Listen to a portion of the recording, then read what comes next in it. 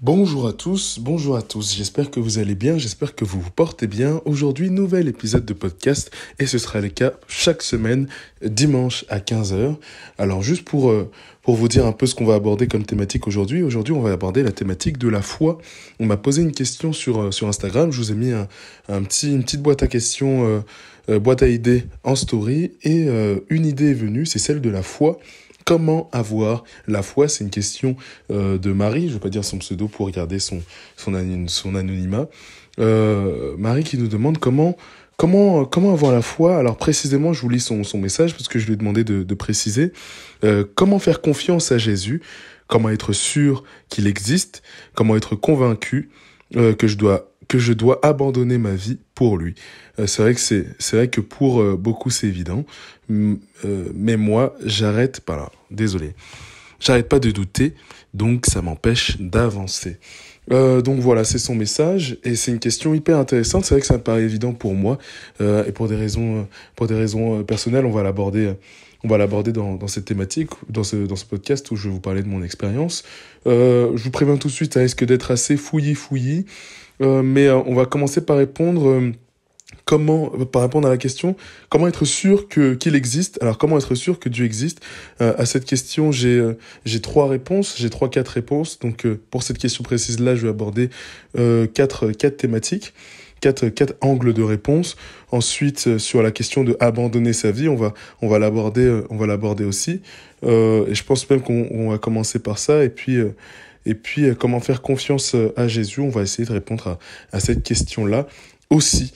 Donc voilà, 3 questions auxquelles on va répondre. J'ai envie de vous dire, on est parti. J'essaierai de vous mettre les timecodes en description si vous voulez arriver plus vite au point qui vous intéresse le plus. Je vous souhaite une très très bonne écoute. On est parti. Juste avant de commencer, bonjour à tous, je m'appelle Constant et mon objectif sur les réseaux sociaux, c'est d'aider le maximum de personnes à découvrir Jésus-Christ, donc faire découvrir Jésus à ceux qui ne le connaissent pas ou qui le connaissent mal, et d'un autre côté, aider les personnes qui cherchent Dieu à le trouver, à le rencontrer, à se rapprocher de lui concrètement avec des conseils, etc. Donc deux objectifs que j'ai, et puis un troisième indirectement, bon je vous le dis, c'est sur la lutte contre l'isolement chrétien, toutes ces personnes qui n'ont pas d'environnement chrétien autour d'eux, qui n'ont pas d'amis, qui sont vraiment seuls dans leur foi, les parents ou les frères et sœurs ne croient pas en Dieu, et donc c'est difficile dans cet environnement-là de croire moi aussi, d'enrichir ma foi, d'entretenir ma foi, donc ça j'essaye de lutter contre ça à mon humble échelle, en essayant de proposer du contenu quotidien sur Instagram ou sur mon canal WhatsApp, en attendant d'avoir la fonctionnalité de canal de diffusion sur Instagram. Bref, je vous raconte un petit peu ma vie. On va revenir au centre de notre sujet, qui est la foi. Commençons par ça. Alors, la foi. Commençons par les bases. Qu'est-ce que la foi? La foi, par définition, c'est la confiance. C'est ma capacité à être confiant. Et ça s'adresse pas que à la religion d'ailleurs. Ça dépasse même la foi chrétienne et la religion de manière générale, où quand j'ai foi en quelque chose, j'ai foi que ça arrive, ça devient même une expression, non mais là j'ai plus la foi. Là j'ai plus la foi de tel truc, de faire tel truc. Souvent on dit ça au travail, non là j'ai plus la foi de continuer, là j'ai plus confiance que il va arriver de bien dans mon travail parce que je suis épuisé, je vais rien faire de productif. Bref, donc la foi, la confiance que j'ai. Au-delà de la confiance, ça touche aussi à la notion d'espérance, où j'espère que dans le futur, il va se passer quelque chose de bien. J'ai confiance en cette chose-là et surtout en ce qu'elle prospère, en ce qu'elle continue d'exister. Il y a aussi cette notion-là qu'on retrouve dans la foi. Commençons par répondre à cette question-là, à la première question. Alors voilà, on va prendre les choses dans l'ordre. Comment faire confiance à Jésus?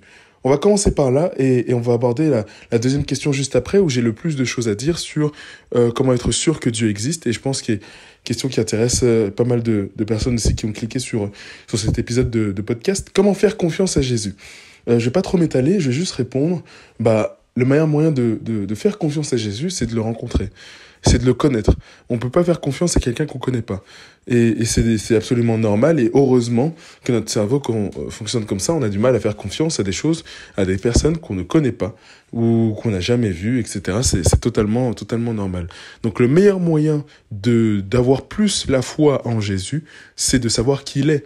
C'est de le rencontrer réellement, de connaître son caractère, son identité, ce qu'il a fait, comment il réfléchit, etc., etc. C'est le meilleur moyen d'avoir la foi en Jésus. Et donc, comment est-ce qu'on parvient à ça? Comment est-ce qu'on connaît Jésus? Tout simplement, on lit les évangiles. On lit sa parole, mais au-delà des évangiles, on lit la parole. Parce qu'il n'y a pas que dans les évangiles qu'on parle de Jésus, qu'on parle du Sauveur et de son rôle pour l'humanité, pour sauver l'humanité. On lit la parole. Bon, commençons par les évangiles. L'évangile de Jean est très très bien, si vous voulez. Moi, j'ai l'habitude d'écouter la Bible, de lire ma Bible plutôt en l'écoutant en livre audio sur YouTube. Donc, l'évangile de Jean est très très bien. L'évangile de Marc est peut-être un peu plus courte, un peu plus concise et donc un peu plus complexe à saisir, je dirais. Donc, je vous renvoie plus vers l'évangile alors Matthieu, c'est bien aussi. Luc, je connais pas trop, mais Jean, moi j'aime bien je pense que c'est bien pour commencer. Matthieu, je dirais c'est limite un step au-dessus dans le sens où il y a pas mal de références à l'Ancien Testament, où c'était vraiment un livre écrit plus pour convaincre les Juifs ou les pharisiens qui étaient déjà plongés dans la Torah en fait, qui étaient déjà plongés dans les enseignements de la Torah. Donc c'est vrai que nous qui sommes extérieurs à tout ça, qui ne sommes pas juifs, ça peut être un peu plus complexe de tout saisir. Mais en soi, les évangiles sont assez abordables pour être lus et comprises par le plus grand nombre. Faites attention aussi à la traduction de votre Bible, à la traduction de la Bible, c'est-à-dire que la Bible en français courant, c'est la mieux. Il y a d'autres Bibles qui ont des traductions plus complexes et à saisir, et donc vous aurez du mal à avancer dans la lecture de votre Bible. Faut regarder, je sais pas où est-ce qu'on voit ça sur les Bibles papier, mais sinon, si vraiment vous doutez, vous pouvez télécharger l'application Holy Bible ou Bible Strong ou bien AELF, qui sont des AELF, qui sont des applications de Bible et des applications bibliques. Voilà, vous pouvez regarder, aller jeter un petit coup d'œil et normalement il y a des onglets si vous cherchez bien où vous pouvez changer la traduction en français en Bible français courant, où c'est beaucoup plus simple à comprendre. Moi, je lis la Bible en Ségon 1910. Je sais pas, j'aime bien cette traduction-là. Je me suis dit, bon, elle a l'air cool. En plus, ouais, non, je sais pas, j'aime bien. Donc voilà pour cette première question, je ne vais pas m'attarder plus que ça, puisque à cette question, vous allez trouver des éléments de réponse dans la deuxième question à laquelle je vais répondre, c'est-à-dire que comment être sûr qu'il existe. C'est sûr que vous allez trouver aussi des réponses à la question à laquelle on vient de répondre. Donc on va entamer cette deuxième question tout de suite, sans plus tarder. Comment être sûr qu'il existe? Comment être sûr que... Alors, moi j'ai répondu à la question comment être sûr que Dieu existe, parce que l'existence de Jésus, elle a été démontrée, et scientifiquement, tu vois, Dieu existe. C'est des preuves, c'est prouvé et tout scientifiquement. Donc là-dessus, il y a pas d'ambiguïté. Dieu a existé, il y a des traces de lui, non pas seulement dans la Bible, mais dans des écrits aussi, alors je vais pas dire de bêtises parce que je m'y connais très très peu, mais il me semble que c'est des écrits d'empereurs romains qui parlent de Jésus ou d'autres écrits non religieux, plus d'autres choses scientifiques qui dépassent ma connaissance. Donc je vais pas m'attarder dessus, mais l'existence de Dieu, de Jésus-Christ, l'existence de Jésus n'est plus à prouver. Maintenant, sur l'existence de Dieu, c'est vrai que ça peut être plus complexe à saisir, et je dirais qu'on est convaincu, dans notre foi chrétienne, on est convaincu, et c'est mon premier élément de réponse, il y en aura 4 en tout. Mon premier élément de réponse, on est convaincu de l'existence de Dieu. Moi, personnellement, et à chaque fois que je pose des questions, c'est vraiment plus une question personnelle, d'expérience personnelle, où vraiment Dieu est venu à notre rencontre. Tu vois, où ça dépasse... Et d'ailleurs, dans ce podcast, je vais vraiment pas aborder le côté scientifique et les preuves, je vais pas essayer de démontrer, mais je vais vraiment parler de ce que ça m'a apporté et de ce que ça m'apporte et pourquoi je considère que Dieu existe, pourquoi je vous encourage à faire de même, du moins à continuer à le chercher. La première raison pour laquelle, oui, les personnes me disent, et moi-même j'ai constaté que oui, Dieu existe pour eux dans leur vie, c'est vraiment une expérience personnelle où Dieu vient à leur rencontre. Premier élément de réponse. Et donc c'est vrai que c'est difficile de croire en Dieu quand nous, on n'a pas reçu cette visite, je dirais, de la part de Dieu, où on n'a pas ce sentiment que Dieu nous appelle. Que Dieu nous appelle à venir vers lui. Mais j'en suis sûr, si vous écoutez ce podcast, vous avez du moins une interrogation profonde qui veut pas vous lâcher. Un sentiment que, il faut que je creuse dans ce sens-là. Si, mais ça peut être juste qu'une idée, qu'un sentiment, qu'une pensée mais une pensée qui veut pas vous lâcher, quoi. Une pensée tenace, qui vous dit, allez chercher dans ce sens-là, allez chercher, continuez, etc., etc. Quelque part, c'est déjà la visite de l'Esprit Saint qui vous pousse à venir vers Dieu, à découvrir ce trésor incroyable que personnellement, j'ai pu goûter. Déjà dans ma vie de foi, mais oui, c'est souvent au travers d'une expérience personnelle où on a le sentiment que Dieu vient nous chercher. Je voulais vous parler de mon expérience à moi, avant de continuer sur les autres pistes de réponse, où oui, vraiment, je dirais que Dieu est venu me chercher dans ma vie de foi. Je dirais, mes parents ont toujours été catholiques. Voilà, de base, j'allais à la messe sans trop me poser de questions. J'allais à la messe parce que papa et maman allaient à la messe, j'étais un gentil garçon, etc. C'est plutôt vers l'âge de 13-14 ans où j'ai vraiment commencé à chercher Dieu. La première chose, c'est la curiosité. C'est-à-dire qu'on m'a toujours bassiné avec les histoires des saints, des histoires miraculeuses, exceptionnelles.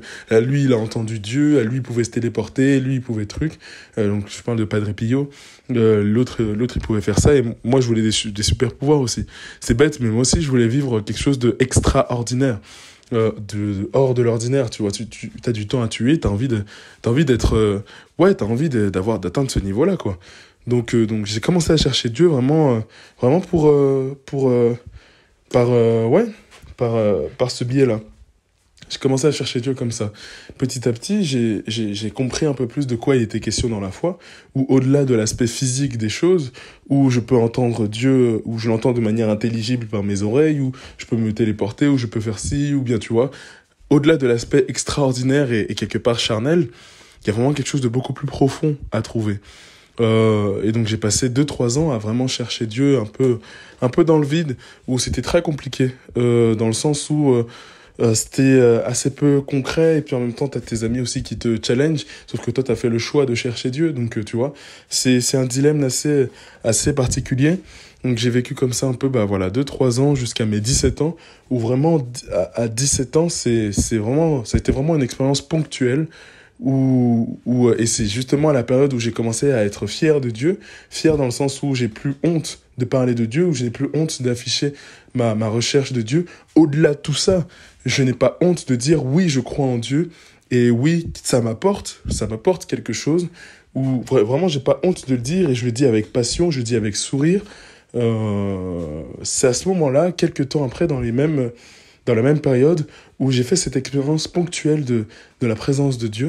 Donc c'était un soir, j'étais assis dans ma chambre, où je commençais vraiment de manière très habituelle. J'ai commencé à prier, et petit à petit, ce qui s'est passé, c'est que, en fait, c'est comme si Dieu était venu à ma rencontre. Quand je dis Dieu est venu à ma rencontre, c'est-à-dire que je sentais une joie, mais immense, une joie immense qui débordait de mon cœur, qui m'arrivait comme ça, sans que je ne puisse rien faire. Une joie, mais c'était comme si toute la cour céleste, comme si Dieu lui-même était rentré dans mon cœur. Je dirais même pas Dieu, mais juste l'ongle de Dieu était rentré dans mon cœur. C'est pour dire une partie infime de Dieu était rentrée dans mon cœur, et ça débordait. Ça débordait. Et je me souviens, je disais, mais Seigneur, mais Dieu, c'est trop. Il y en a trop, il y a trop de joie, etc., etc. Et ça a duré plusieurs minutes comme ça. C'était assez exceptionnel. Le plus exceptionnel, c'est que c'était pas moi qui me convainquais moi-même, qui était en train de me convaincre moi-même que Dieu est là. C'était vraiment indépendamment de moi et de ce que j'étais en train de faire, de vraiment indépendamment de moi-même. Dieu est venu à ma rencontre. Cette joie, cet amour est venu à ma rencontre.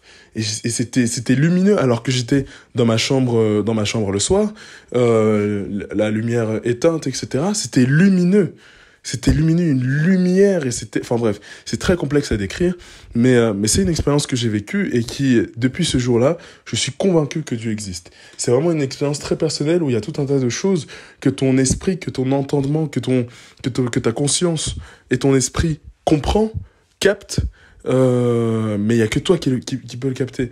Et donc cette expérience personnelle, elle m'est arrivée voilà, à l'âge de 17 ans. Et c'est vraiment à ce moment-là où j'ai commencé à prendre au sérieux mon évangélisation sur les réseaux sociaux. Sur TikTok, je venais tout juste de commencer TikTok d'ailleurs. Donc voilà, 3-4 ans après, nous sommes aujourd'hui et je vous fais ce podcast. Donc c'est une expérience très personnelle et en même temps très profonde que j'ai vécue à ce moment-là. Alors, ça n'avait pas été tout rose parce que après, j'en ai fait une baisse de foi dans le sens où maintenant, juste après, j'ai comparé toutes mes expériences de prière à ce moment-là. Justement, à ce moment-là que j'ai vécu. Et c'était assez difficile. Dans le sens où, le niveau était tellement haut que toutes mes autres prières du quotidien paraissaient fades. Et c'était je me souviens, c'était un peu difficile à vivre. C'était même un moment, quelques mois après, où j'en ai fait une vraie baisse de foi, où je disais, mais Dieu, tu m'as abandonné, ou, tu vois, tu m'as abandonné, ou c'est moi qui comprends pas. Et donc Dieu, après, m'a montré comment faire, il m'a montré qu'il était toujours là, que voilà. Bref, après, je vous passe les détails. Ça, vous avez peut-être l'impression que quand je le raconte comme ça, c'est très fluide. Mais c'est aussi les mots que je choisis pour le raconter. Et surtout, ça s'est passé sur presque 1 an, tout ça. Et entre-temps, c'est plusieurs semaines où tu galères à comprendre ce que Dieu veut vraiment te dire. Donc il y a rien de fluide et de magique dans tout ça. C'est vraiment de la même manière, on galère tous à entendre Dieu, à comprendre ce qu'il attend de nous. Mais voilà, je voulais vous raconter ça parce que c'est vraiment cette expérience-là qui m'a fait passer un cap différent où tu passes d'un côté où si tu doutes de l'existence de Dieu, t'as péché. Dans le sens où vraiment Dieu est venu lui-même. Si je dis moi que Dieu n'existe pas, ayant vécu ça, tu vois, c'est péché. C'est péché, tu vois ce que je veux dire? Mais parce que de la manière dont je l'ai ressenti, dont je l'ai vécu, et ce que j'ai perçu, tu vois, je peux pas dire que Dieu n'existe pas. Maintenant, pour toi qui m'écoutes, et qui est dans le doute, tu vois, t'as le droit de douter, de comprendre pourquoi, d'observer ton doute, de te le permettre, parce que peut-être que t'as pas vécu cette expérience-là où Dieu est venu de manière tellement tangible et physiquement. Donc voilà, c'est assez particulier. Je voulais vous raconter cette petite expérience. Et donc, au-delà de l'expérience personnelle, le doute... Alors, avant de continuer, juste, si vous doutez, vraiment, n'hésitez pas à observer votre doute et à vous poser la question suivante. Vraiment, pourquoi je doute ? Quel a été l'élément déclencheur de mon doute ? Dans ce doute-là, du coup, dans cet élément déclencheur, qu'est-ce qui me fait douter, etc. Et donc à retourner la question, à vous poser toutes ces questions-là, à vous poser 10 fois la question pourquoi. En gros, typiquement, pourquoi je doute ? J'ai une discussion avec un ami. Pourquoi cette discussion avec cet ami m'a fait douter ? Parce que mon ami m'a dit ça et ça m'a fait tilt. Pourquoi ce truc-là me fait tilt et me fait douter ? Ce truc-là me fait tilt et me fait douter parce que... Et donc, posez-vous la question 10 fois pourquoi, comme ça, pour vraiment aller au plus profond de votre questionnement, vraiment aller au plus profond de votre doute et essayer d'identifier la raison profonde de ce qui vous fait douter. Peut-être que c'est juste un manque de connaissance de la parole ou juste une question à laquelle répondre, typiquement, j'en sais rien, sur les relations amoureuses ou ça peut être plein de questions, tiens, est-ce que j'ai le droit de sortir avec un non-chrétien, j'en sais rien. Et peut-être juste ce truc-là, ça vous fait douter sur l'existence de Dieu parce que vous avez l'impression vous avez une contradiction en face de vos yeux entre la parole, je pense que la parole me dit ça et je constate ça dans ma vie, cette personne sur qui j'ai un crush, etc. Donc voilà, après c'est une question de concilier vraiment, de concilier les deux et aller au plus profond de sa racine et de son doute. Et évidemment, ne restez pas seul. Posez des questions autour de vous. à des prêtres, à des pasteurs, à des personnes qui sont bienveillants, qui sauront vous accompagner, ou même des amis juste que vous savez bienveillants et qui ne vous jugeront pas, des amis chrétiens qui pourront peut-être vous donner quelques éléments de réponse, vous poser des questions. Au-delà de tout ça, la meilleure personne à qui demander des réponses, c'est Dieu lui-même. Et Dieu ne laisse jamais, n'abandonne jamais un de ses enfants qui cherche à venir vers lui.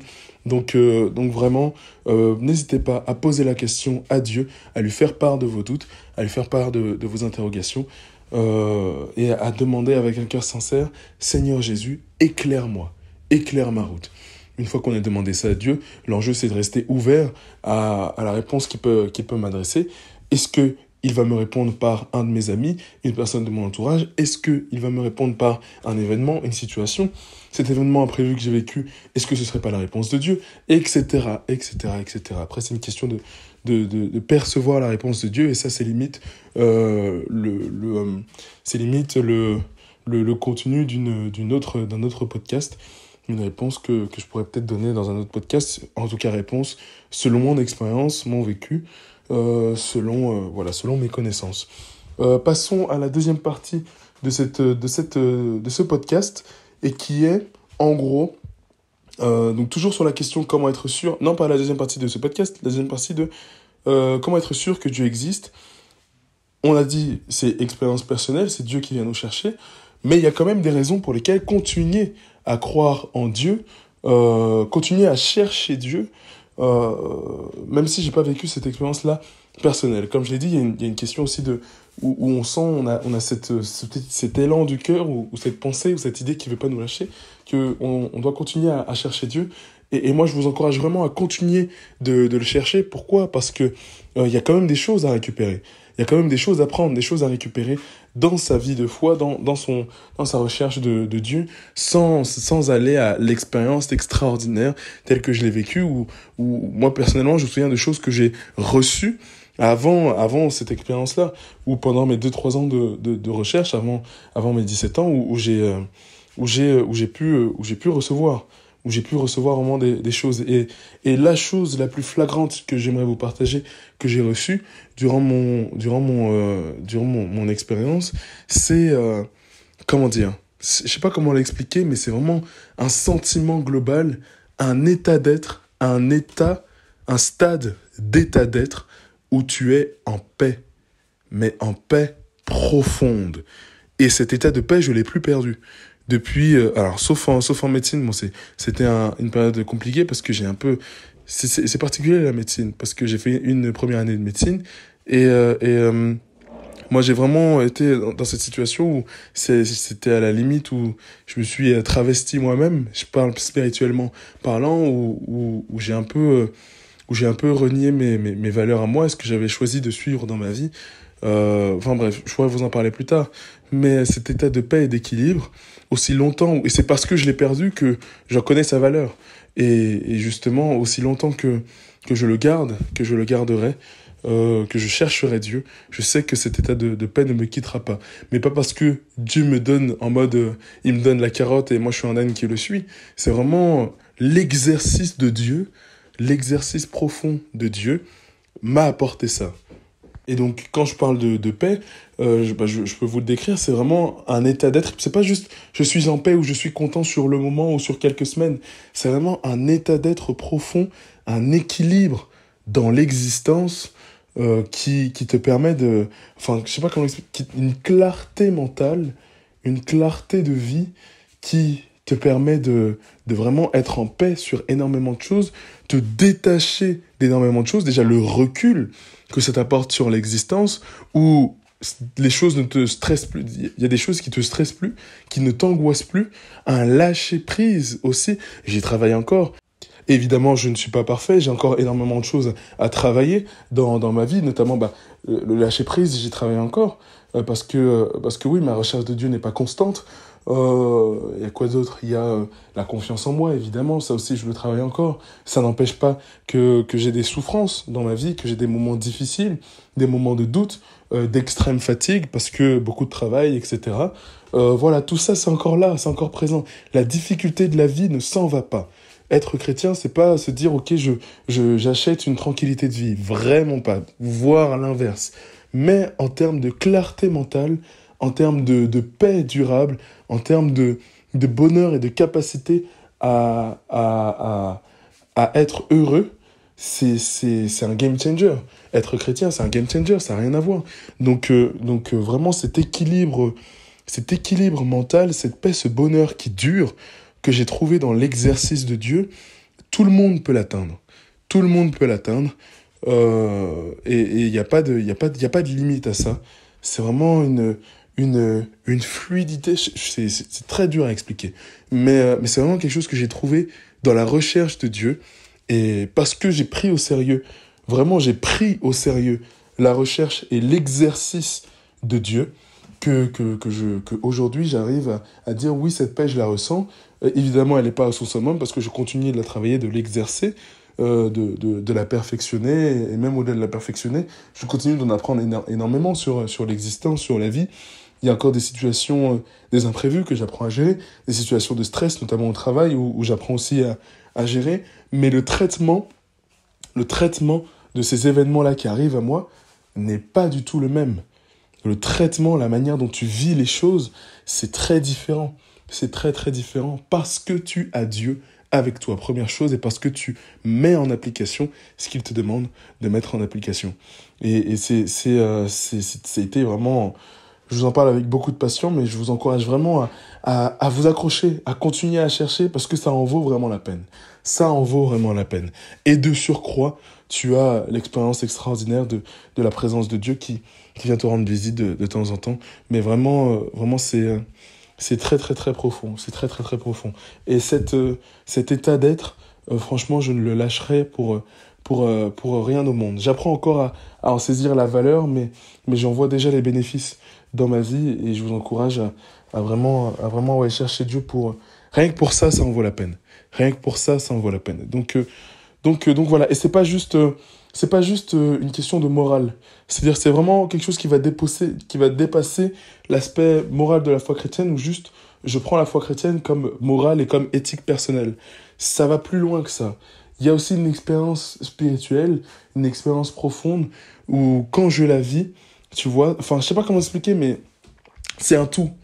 Tu peux pas juste prendre la morale de Jésus et te dire, ok, je vais ressentir cet état d'être et cet état de paix. Il y a une dimension aussi très spirituelle qu'il faut prendre en compte. Et c'est vraiment, la foi chrétienne, c'est 0, 0, 1. C'est 1 ou 0, c'est tout ou rien. Et vraiment, ouais, aller à fond dedans et prendre le truc dans sa globalité. Je voulais vous parler de plein d'autres trucs sur la raison pour laquelle chercher Dieu a du sens. Moi, c'est la raison principale que je vous donne aujourd'hui. Mais évidemment, il y a d'autres raisons. Typiquement, le sens que tu peux trouver à la vie, de manière générale. Le sens que tu peux trouver à ta vie. L'identité personnelle que tu trouves pour toi-même, mais aussi l'identité chrétienne, où tu fais partie de la communauté chrétienne, de cette grande famille, le sens que tu trouves aux événements douloureux, parce que tu passes vraiment de cette vision où les choses m'arrivent à moi, / les choses arrivent pour moi, et pour mon émancipation personnelle. Voilà, il y a plein de choses, plein d'autres raisons que je pourrais vous donner. La complexité du monde, à quel point c'est parlant, à quel point le monde est complexe et c'est divin, etc. Voilà, être émerveillé par la création, c'est une raison aussi de plus. Je pourrais vous parler de tout ça, mais je vous ai parlé de ce qui me touche le plus. Au-delà de ça, j'ai mis comme question qu'on peut se poser, qu'est-ce que tu perds à continuer, en fait? Qu'est-ce que tu perds honnêtement? Qu'est-ce que tu perds à tenter? Qu'est-ce que tu perds à essayer? Tu vois? Honnêtement, qu'est-ce que ça te coûte? Tu vois, de continuer, d'essayer. Moi, je réponds à cette question. C'est qu'à 13-14 ans, qu'est-ce que je perds? Bah, je dirais quelques sorties, parce que même pas parce que ça t'empêche pas de sortir avec des amis. Ça t'empêche pas de découvrir et de vivre ta jeunesse. C'est vraiment juste à côté de ta jeunesse, tu te poses la question tu te poses la question de Dieu et t'essayes de travailler ta recherche, tu vois. Dernière question à laquelle je vais répondre et que Marie nous avait posée pour revenir à notre plan, c'est sur le don de sa vie. Et justement, ça fait une transition parfaite avec ce que je disais. comment être convaincu que je dois abandonner ma vie pour lui. Effectivement, être chrétien, ça implique d'abandonner certaines choses et ça implique une certaine transformation de sa vie. Quand on parle de nouvelle création, c'est pas pour rien. Nouvelle création, je vous renvoie à la lettre aux Romains au chapitre 1, 2, 3 à peu près.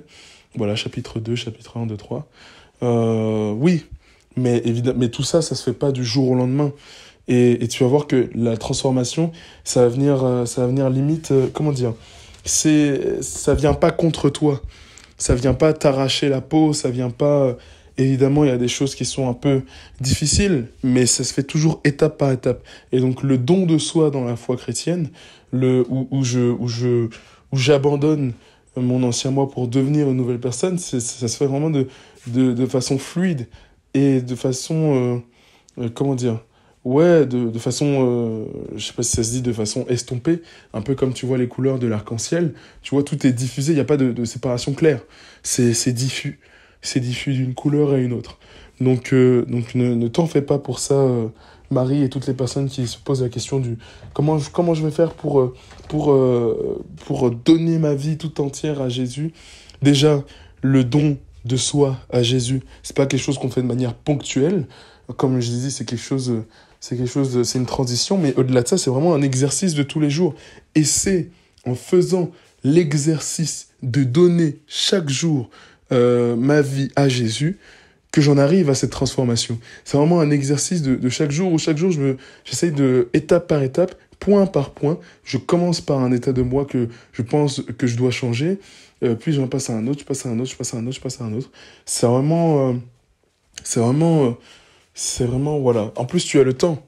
Tu as le temps. Dieu te donne le temps aussi de changer, tu vois. T'as encore des années pour évoluer. Évidemment, c'est pas une raison pour être inactif, mais c'est dans le sens où t'es pas obligé de le faire là dans la minute, ni dans la seconde. C'est vraiment, ça se fait petit à petit, et pensée par pensée, habitude par habitude, on en arrive à construire de nouvelles choses. Et évidemment, on n'est jamais parfait.